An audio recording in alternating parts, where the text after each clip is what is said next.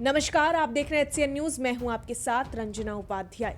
CDS Bipin Rawat, उनकी पत्नी समेत सशस्त्र बलों के 13 लोगों के बीते बुधवार के दिन हेलीकॉप्टर क्रैश के भयावह हादसे में निधन हो गया, जिसने आज देश के दिल में एक गहरी टीस दे दी है।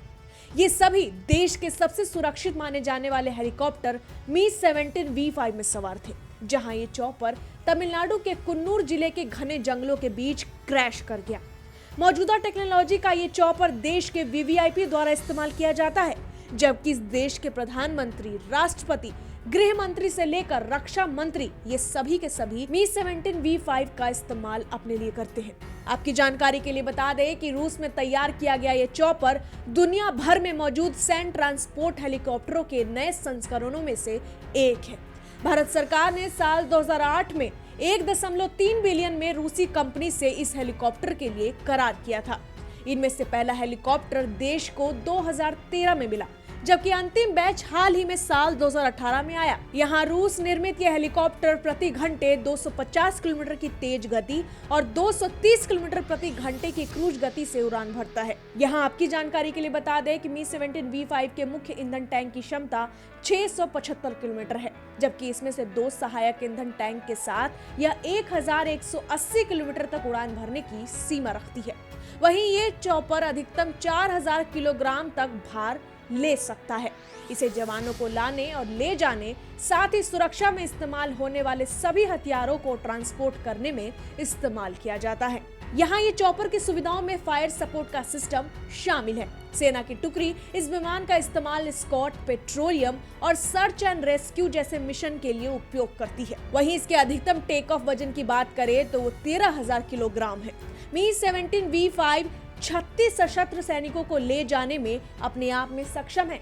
यहाँ इस चॉपर को एक पायलट, सह पायलट और फ्लाइट इंजीनियर सहित 3 सदस्यीय चालक द्वारा संचालित किया जाता है। यहाँ इसका ग्लास कॉकपिट अत्याधुनिक एवियोनिक्स से लैस है, जिसमें 4 मल्टीफंक्शन डिस्प्ले मौजूद है, जबकि इस हेलीकॉप्टर में नाइट विजन के लिए भी एक बेहतरीन सुविधा भी दी गई है। इसकी एक सबसे बड़ी खासियत अगर हम आपको बताएं तो इसमें ऑन बोर्ड वेदर रडार है, जबकि मी-17V5 में एक ऑटो पायलट का सिस्टम भी दिया गया है। देश के सबसे ताकतवर इस हेलीकॉप्टर को भारतीय सुरक्षा बलों द्वारा उपयोग के लिए शक्तिशाली हेलीकॉप्टर माना जाता है, जिसके आधुनिक फीचर्स ऐसे डिजाइन किए गए हैं कि ये दुश्मनों के छक्के छुड़ा दे।